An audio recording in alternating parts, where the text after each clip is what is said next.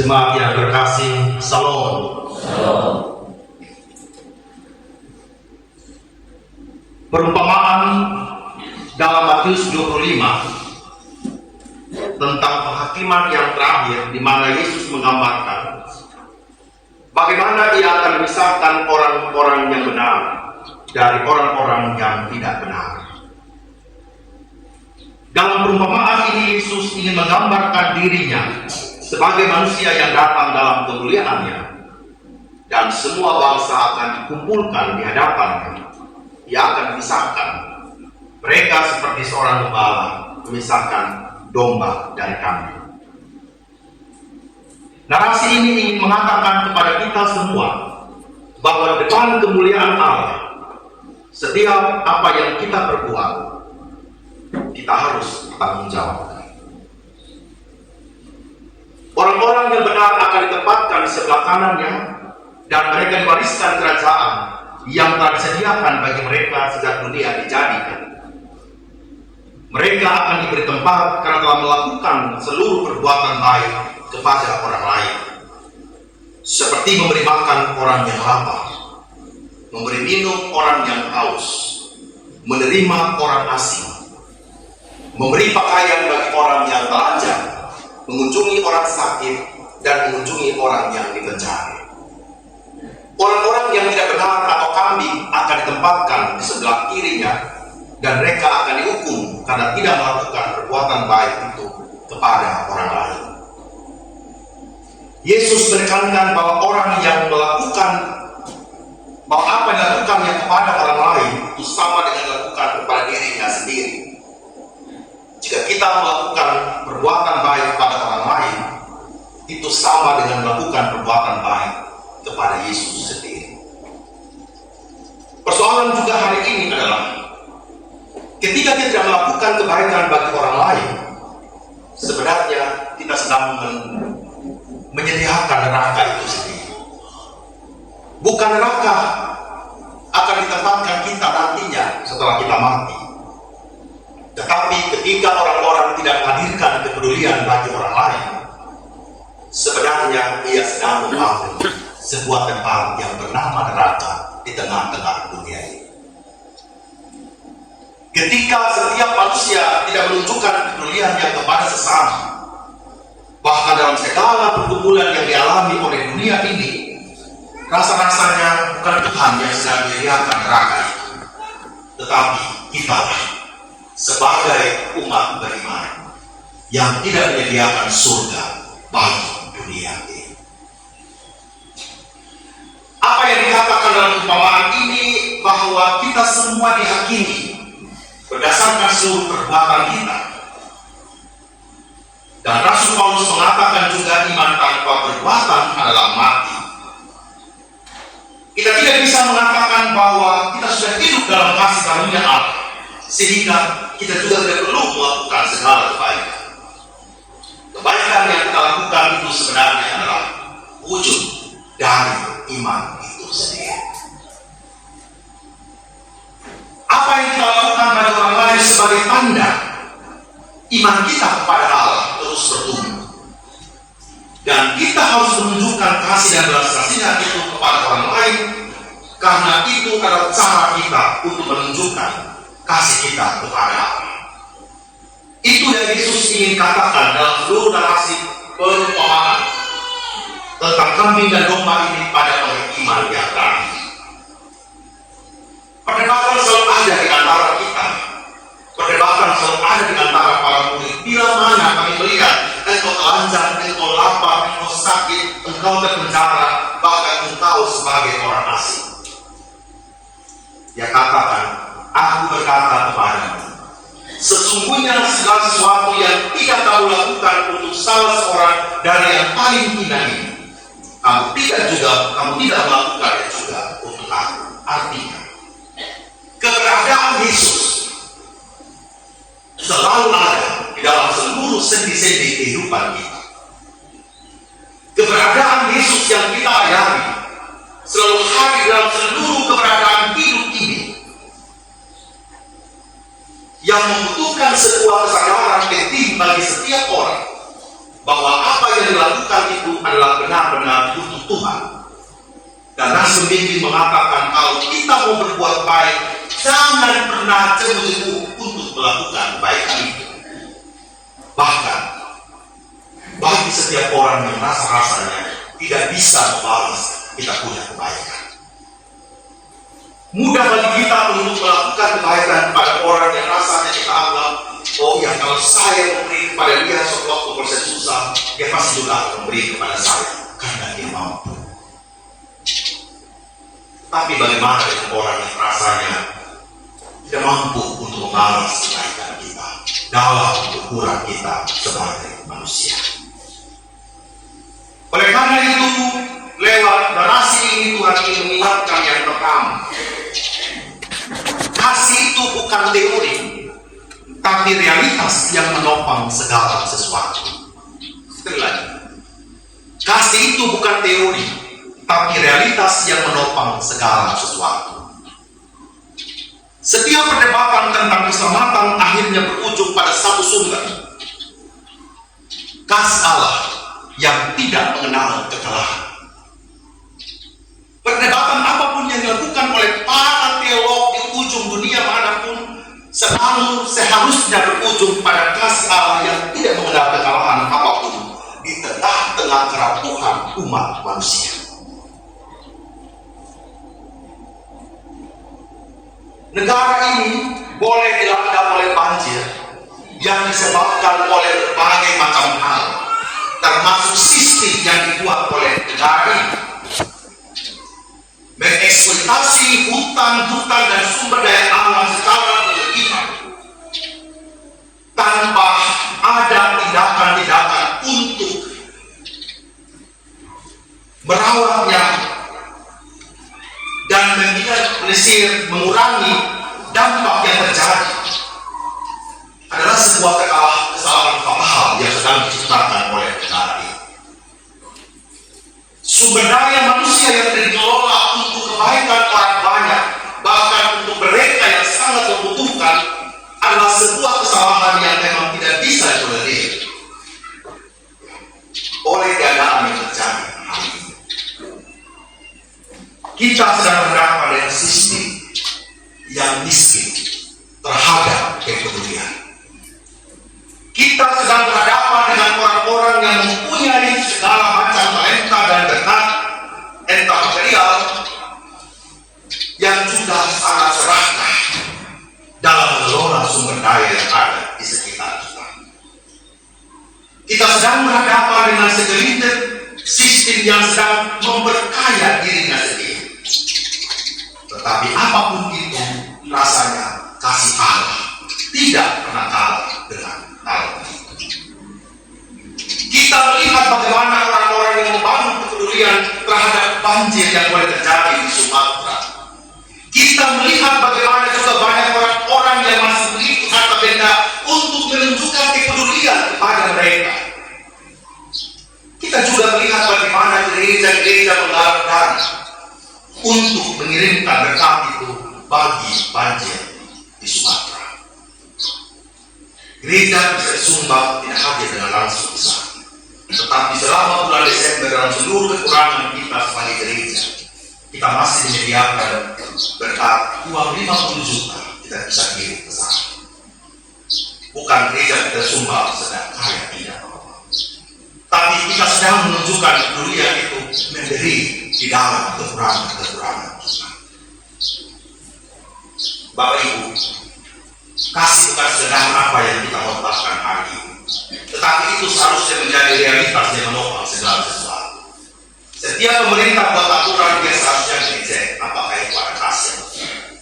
Kasih ini sangat relevan dalam semua agama. Kasih ini bukan tentang omong Kristen. Kasih ini adalah realitas dari seluruh kenyataan yang ada dan menjadi dasar fondasi sebenarnya dalam melakukan apa saja, termasuk gereja. Mengelola keuangannya dengan kasih, mengelola pelayanannya dengan kasih, mengelola sistem organisasi yang dengan kasih. Nah, pertanyaannya adalah, apakah kasih ini juga kita respons semua? Kita respons semua atau tidak? Persekutuan persekutuan konsel-konsel yang ada sebenarnya ingin membawa kita kepada ranah untuk saling mempedulikan, saling memperhatikan, saling mendoakan satu dengan yang lain, sehingga tidak ada yang mengatakan saya tidak butuh persekutuan Pak Pendeta. Tidak bisa. Memang persekutuan itu tidak membuat engkau langsung mendatangkan materi bagi hidup, tetapi spirit, semangat yang diberikan oleh rekan-rekan sahabat-sahabat dalam pelayanan itu sebenarnya yang menguatkan perjalanan engkau selanjutnya. Disinilah seharusnya kita semakin menyadari kapan saya dan Bapak Mama semua mau menunjukkan kepedulian bagi orang lain. Saat kita sedang bersekutu, saat kita sedang berbagi firman, saat kita mendoakan orang lain, di sana persekutuan itu menjadi nyata. Hal yang kedua, apa yang dikehendaki oleh Yesus sebenarnya adalah kasih yang tidak menyerah pada luka dunia. Sekali lagi, kasih yang tidak menyerah pada luka dunia. Dunia boleh sakit, dunia boleh terpenjara, dunia boleh lapar, dunia boleh ada dalam keterasingan. Saya dan Mama juga mungkin ada dalam keterasingan di rumah kita masing-masing. Ibadah yang tidak peduli kepada kita, ya, saudara-saudara mungkin yang tidak mempedulikan dan tidak saling peduli, tetapi dunia memang sedang terluka, Bapak. Dunia memang sedang ada dalam keterasingan. Pertanyaannya adalah sejauh mana kita hadir di sana untuk memberikan kepedulian lewat senyum kita, lewat doa-doa kita, lewat tatapan kita, lewat pelayanan kasih kita, lewat hidup berbagi yang kita lakukan masing-masing dengan cara kita sendiri-sendiri. Dunia terletak oleh tragedi, tapi kasih Allah menolak tunduk pada seluruh kejahatan yang terjadi. Dia tidak menyediakan penderitaan, melainkan menanggungnya. Sekali lagi, Allah tidak menyediakan penderitaan, melainkan menanggungnya. Kristus tidak melewati begitu saja itu penderitaan atau menghindari, tetapi Dia menanggung seluruh penderitaan itu. Bapak Mama, kalau kita berbagi dengan orang lain, rasanya saya punya beras ini hanya 5 kilo, saya harus berbagi lagi 3 kilo dengan dia, saya bukan apa di mana. Itu tidak mau. Saya punya uang di saku hanya 50.000, ini untuk uang makan 2 hari. Tapi kalau saya kasih sama dia, saya nanti bagaimana dengan isi dompetku? Kita mulai berhitung-hitung menurut kalkulator manusia. Tidak gampang Bapak Mama menghadirkan kebaikan di tengah dunia ini. Ya, apakah semua orang pedulikan? Oh tidak Bapak Mama, dicurigai. Orang bilang dia cari bukan. Orang bilang dia adalah penjilat. Dia adalah orang yang pamer. Semua itu datang dalam hidup kita. Dan kalau kita juga melakukan kebaikan dan semua itu orang mau bilang iya. Oh tidak Bapak. Orang yang berlalu begitu saja. Dia tidak menganggap secara kebaikan itu. Atau dia menerima yang kemudian hari yang katakan kita mana juga yang jadi. Kita sudah berulang kali melakukan kebaikan, rasa-rasa juga ada orang yang tidak menganggap itu adalah baik. Tetap sudah jadi nafas ya. Dia sekarang itu dulu dia baik, sekarang dia tidak. Lihatnya begitu hari ini, bukan dia tidak lihat kebaikan yang dia perbuat kepada kita.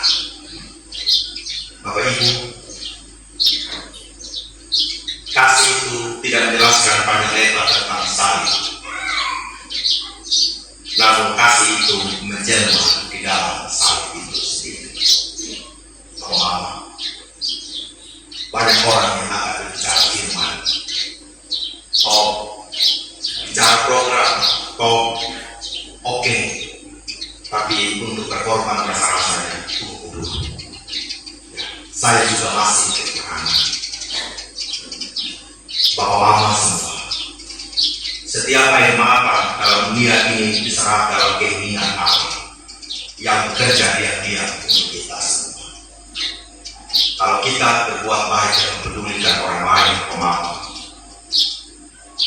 dalam keinginan itu hanya Tuhan yang berikan kita. Amin. Jadi jangan pernah katakan sia-sia saya punya kebaikan. Tidak, Bapak. Sia-sia apa yang dilakukan bagi jemaat Ampara ini? Percuma orang Ampara yang pegang tempuk semua. Kita mungkin bisa mengambil keputusan itu.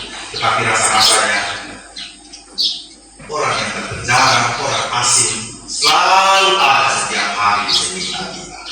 Dan itu membutuhkan energi dari Tuhan. Itu membutuhkan kekuatan dari Tuhan. Ulang kali mengunjungi, ulang kali ada persekutuan, ulang kali dikasih jadwal konser, main tolak jalan terus. Rasa-rasanya masih banyak saudara-saudara kita yang mengeraskan hati untuk kasih Allah. Rasa-rasanya kepahitan hidup ini lebih membunuh di hati kita daripada merasakan kasih karunia Allah. Kita pikirkan bersama, Bapak. Saudara kandung kita bisa saja menolak itu kasih, betul tidak, Bapak? Ya. Anak-anak kita bisa saja menolak itu kasih. Anggota komsel kita menolak itu kasih. Ada di gereja mereka. Ada datang persekutuan, kita sering tetap, Bapak. Pergi PA, mamanya PA, anaknya lurah saja di pinggir rumah sana. Kita ajak, tiba-tiba hilang. Ada keperluan mendadak, tiba-tiba keluar. Ya sakit juga sebagai pelayannya, kita dihitungkan. Tapi itulah realitas kita semua, bahwa beberapa jemaat kita masih menyimpan kepahitan di hati dan bukan kasih karunia Allah. Itu kesedihan kita di Ampara. Menawarkan kasih sayang dari teman sendiri tidak mau, tetapi lebih suka hidup dalam kepahitan yang sepahit-pahit. Kita mau sampai kapan hidup dalam seperti ini? Apapun itu yang ingin saya katakan adalah jangan pernah menyerah. Hal yang ketiga, iman ada di dalam keinginan Allah. Bapak Ibu, iman ini bukan pencarian jawaban yang rasional, tetapi keberanian untuk tetap percaya ketika Allah rasa tampaknya dia. Sekali lagi, secara rasional kita bisa katakan persetan sudah engkau, yang selamat juga engkau, yang merasakan damai sejahtera juga selalu engkau. Itu yang rasional, Bapak, yang paling masuk akal sudah. Daripada kita berulang kali tapi kita tidak respon, tetapi rasa-rasanya kita membutuhkan iman yang memiliki keberanian untuk menghadapi ketidakpedulian itu. Saya tanya sama Pak, kalau kita omong terus orang tidak dengar dan tidak respon, kira-kira sakit hati tidak, Bapak? Saya panggil begitu ya, Mama lihat, kalau dia tidak jawab, Marco begitu, tidak jawab, kita tentu akan merasa secara logika, aku cukup lebih. Logikanya balik kanan jatuh, selesai Bapak. Tetapi kalau saya dan Bapak Mama terus bertahan untuk mengembalakan orang lain dalam seluruh keberdosaan dan kerapuhan, rasa-rasanya iman kita sedang tinggal dalam keinginannya Allah.